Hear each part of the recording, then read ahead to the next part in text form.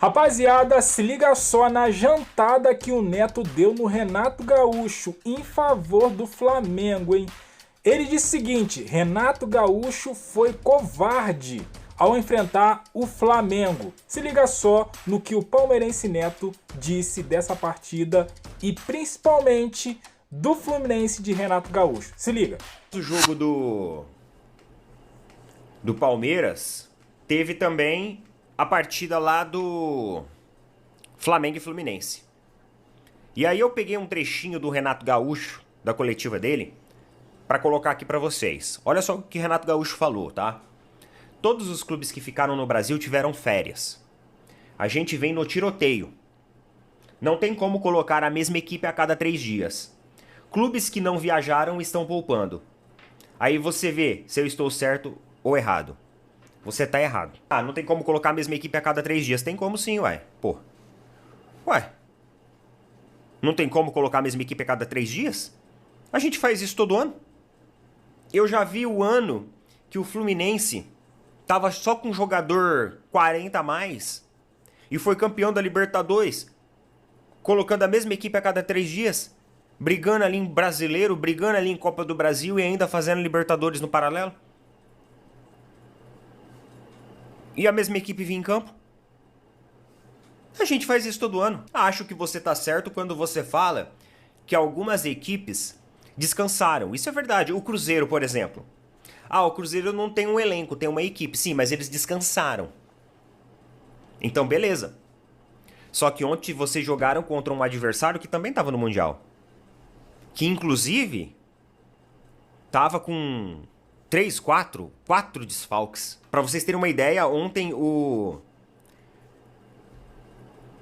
Flamengo tava com o Léo Pereira na lateral, dando umas caneladas lá. É só pra defender mesmo. É praticamente, vem pessoal, vamos. E o Fluminense não foi capaz, pessoal, de subir linha contra o Flamengo. O Fluminense não subiu linha contra o Flamengo, fez uma partida ridícula. Além de entrar com uma escalação Frankenstein, fez uma partida horrorosa. Fez uma partida igual do Santos. Eu acho que o Renato Gaúcho ele olhou o jogo contra o Santos e falou assim: a gente vai fazer a mesma estratégia. Vamos esperar eles vir. No segundo tempo, eles vão cansar. E aí a gente coloca ali Hércules, coloca o Kennedy pra dar velocidade. Só que o que aconteceu? Aconteceu que por mais que o Flamengo estivesse desfalcado, aos 14 minutos do segundo tempo, o Felipe Luiz começou a fazer mudança. Pro time não ter aquela queda de ritmo físico. Então o Felipe Luiz começou a mudar. Começou a fazer as substituições. Ele já se antecipou em relação aos jogos passados. E aí, o Fluminense não teve essa janela da queda de ritmo. O Flamengo conseguiu manter uma posse de bola e um volume de jogo ofensivamente na frente, conseguindo pelo menos preencher os espaços melhor. Obviamente que sente muita falta do Pulgar, sente muita falta do Gerson. Aquele quadrado mágico que a gente fala, né? Pulgar, Gerson, Dela Cruz. Cara, ele não existiu ontem, né? Gerson porque saiu, Pulgar machucado, Dela Cruz também machucado. O Flamengo perdeu muito do seu setor intermediário e não conseguia chegar com a mesma pressão efetiva, ter a mesma contenção, ganhar os espaços no meio-campo. Só que o Fluminense era um desastre também, porque o Fluminense ficou recuado, não tão com a linha abaixo quanto o São Paulo, mas mais ou menos igual que o Santos fez, querendo jogar por uma bola. E aí não teve o Neymar lá, né? Então no momento que eles achavam que agora a gente vai sair pro jogo, o Flamengo colocou sangue no olho, pelo menos conseguiu manter uma linha puxando a ofensividade. Entrou ali o Matheus Gonçalves, né? Entrou o Vinha também, depois entrou o Pedro. Então a equipe continuou mostrando ali um motorzinho, pelo menos, pra tentar tirar alguma coisa de lá. E foi justamente com o Pedro, num lance que começou com ele, inclusive, com o chute dele, que teve um escanteio, bola parada, e aí um gol de carrinho do Pedro. Eu acho que ele tava doido pra fazer aquele gol, bicho. Que ele já foi até com a camiseta por baixo, né? Aí não tem jeito, aí o cara o cara cheira gol. O cara cheira gol. E eu achei muito sincera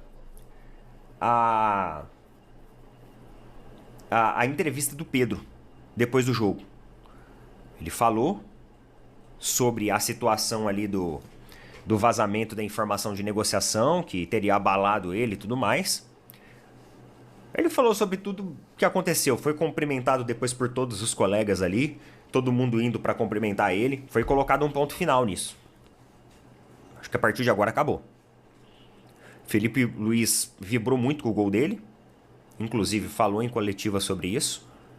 Sobre o atleta. Basicamente também colocando uma pedra em tudo aquilo que ficou para trás. E assim, o Pedro, cara, ele é um baita jogador. Ele é um baita jogador. Ele é um cara extremamente decisivo que se posiciona muito bem, foge muito bem da marcação, acha muito bem os espaços e aproveita gols ali de diferentes formas, né? Dando um carrinho na bola, ele fez o gol. E aquela bola não ia pro gol. Ela ia passar perto do gol. E ele foi lá, bem posicionado, inclusive numa posição que ele sendo um centroavante alto, ninguém espera ele aparecer por ali, naquele canto. Todo mundo espera ele centralizado, mas ele é um cara que ele busca espaço. E ele tem esse fator diferencial. Faz um gol extremamente importante, porque mantém o Flamengo na cola do Cruzeiro, com um jogo a menos, inclusive. E vence um clássico, um Fla-Flu, que é muito importante. E o Fluminense com uma postura, uma atitude totalmente covarde em campo. Entrou pra assim, ó... a gente vai tentar fazer um gol, mas se sair um empate a gente tá satisfeito. Basicamente isso. Pensamento bem pequeno, ver como que vai ser o próximo jogo do Fluminense, que vai ser contra o Palmeiras, né? Aí contra o Palmeiras os caras viram o Real Madrid. Vamos ver como que vai ser. Vai ser lá no Maracanã, eu acho. Vai ser lá no Maracanã.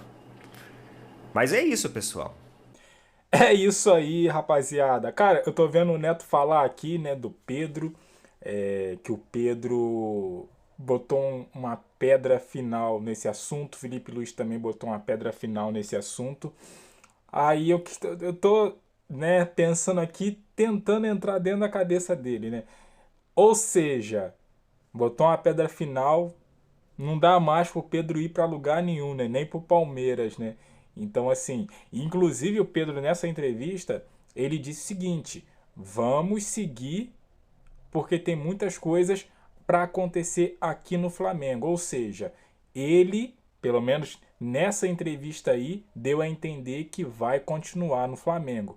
E eu sempre torci e comentei aqui sobre essa situação, que Pedro tem que ficar no Flamengo. Não tem nada de vender Pedro, não. O Flamengo tem que segurar Pedro lá e deixar ele fazer gol, cara. Que com ele nós vamos ganhar títulos.